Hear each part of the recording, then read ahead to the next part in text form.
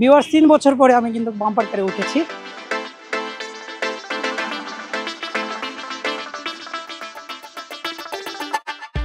শুভ সকাল ভিউয়ার্স, আসসালামু আলাইকুম। আশা করি সবাই ভালো আছেন।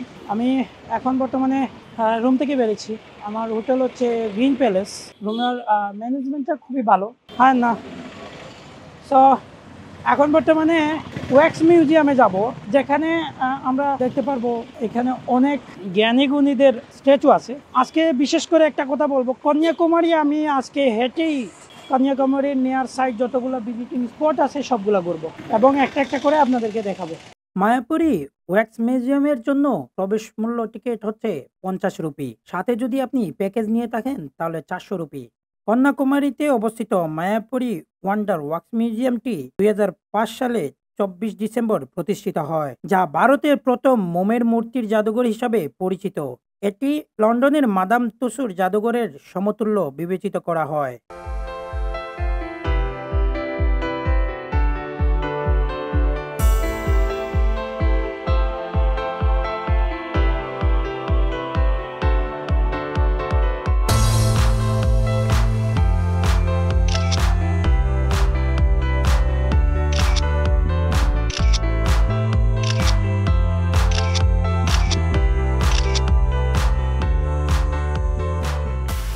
ভিডিও হল রুম থেকে বেরো হয়েছে, এখন এক্সিট হবো।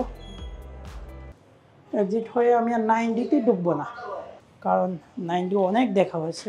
এখন শুধু আমি যাব এই বামের রুমটা হচ্ছে 90, আর আমার হচ্ছে ড্রেসিং কার এই সাইডে। ইয়ে হে ড্রেসিং কার মানে বাম্পার কার।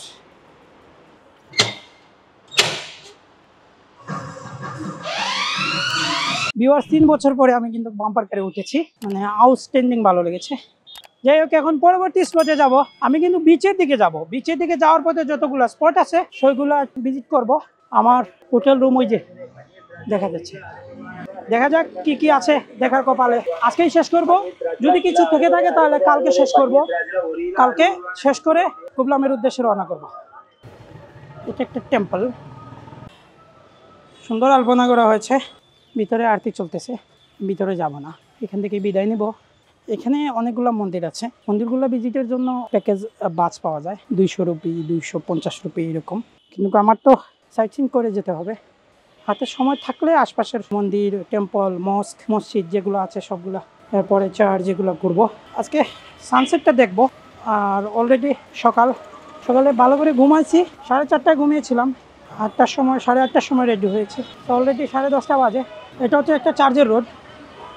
এখন আমি চার্জে যাচ্ছি না, চার্জেরটা পরে দেখে নিব, প্রয়োজনে কালকে দেখবো। চার্জে যাব কালকে, যদি আজকে সময় দিয়ে হবে না, যদি আসি তাহলে যাব। এই চার্জটা কিন্তু আপনি বিবেকানন্দ রক থেকে বা কন্যাকুমারী লাস্ট পয়েন্ট থেকে ওইখান থেকেও দেখা যায়, সাগরের পাড়েই। আমি এখন যে পার হয়ে হেঁটে যাচ্ছি যে রাস্তা দিয়ে, এটা ঠিক পাশে ছোট্ট আর একটা রাস্তা আছে, এটা সমুদ্রের পাড় দিয়ে ঘেঁষে গেছে, আর এটা শহরের ভিতর দিয়ে। চলেন দেখা হচ্ছে। তো বাইরে যতগুলা মানুষ দাঁড়া অবস্থায় দেখতেছেন, এরা কিন্তু আসলে বিবেকানন্দ রকে যাওয়ার জন্য লাইনে দাঁড়িয়েছে। 80 রুপি এই লাইনে, স্পেশালি গেলে 300 রুপি। বোটের জন্য আরেকটা লাইন। এই দেখেন লাইন, ভাবতেই পারবেন না এতটুকু লাইন।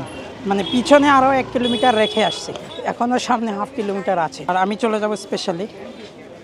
দেখি স্পেশাল লাইনটা কতটুকু। স্পেশাল লাইনে একটু বেশি খরচ লাগে, করে নেব, কারণ আমার তো এখানে থাকার কোনো প্ল্যান নেই। কালকে বন্ধ, সেই কারণে festival Durga Puja. Oh my God, यहाँ पे भी लाइन है, स्पेशल में भी लाइन है, देख लो यार। गया गया गया, स्पेशल में जाके जिंदगी लुट गया। আমি কিন্তু স্পেশাল লাইনেই এন্ট্রি করেছি। নর্মাল টিকিট হচ্ছে 75 রুপি এবং ভিআইপি লাইনে হচ্ছে 300 রুপি। ডান পাশের লাইন হচ্ছে ভিআইপি আর বাম পাশটা হচ্ছে জেনারেল। আমরা ভিআইপি দিয়ে ঢুকেছি, কিন্তু সার্ভিসটা ওই সেমই, শুধু ওই যে ভিআইপিতে টিকিট কেনার সময় সিরিয়ালটা কম। এখানে আসার পরে জেনারেল এবং ভিআইপি সব একত্র হয়ে গেছে।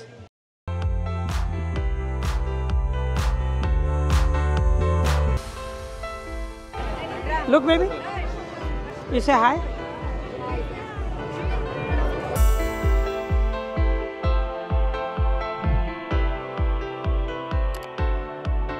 প্রায় ৩৫ মিনিট বোটে থাকার পরে আমরা পৌঁছে গেলাম বিবেকানন্দ রক।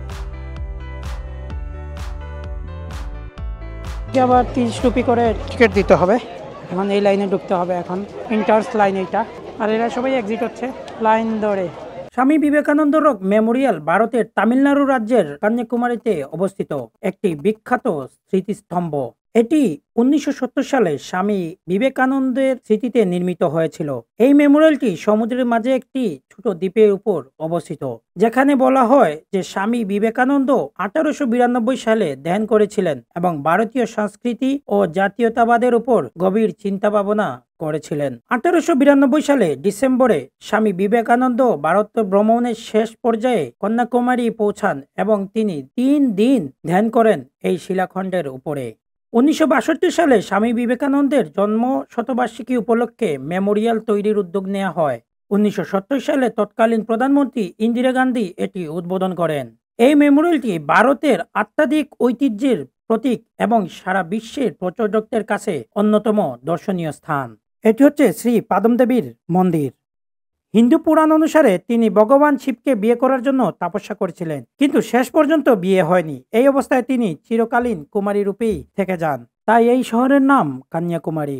এই মূর্তিটি তামিল সাহিত্যের একজন মহান কবি ও দার্শনিক তিরুবাল্লুবরের স্মৃতিতে নির্মিত হয়েছে। তিরুবাল্লুবর ছিলেন তামিল ভাষার একজন মহান কবি দার্শনিক, যিনি বিখ্যাত সাহিত্যকর্ম তিরুকুকুরাল রচনা করেন। এটি একটি নৈতিকতা, রাজনৈতিক এবং ভালোবাসা নিয়ে লেখা 1330টি কুরালে ছোট ছোট কবিতা সংকলন। সম্পূর্ণ মূর্তিটি গ্রানাইট পাথর দিয়ে তৈরি।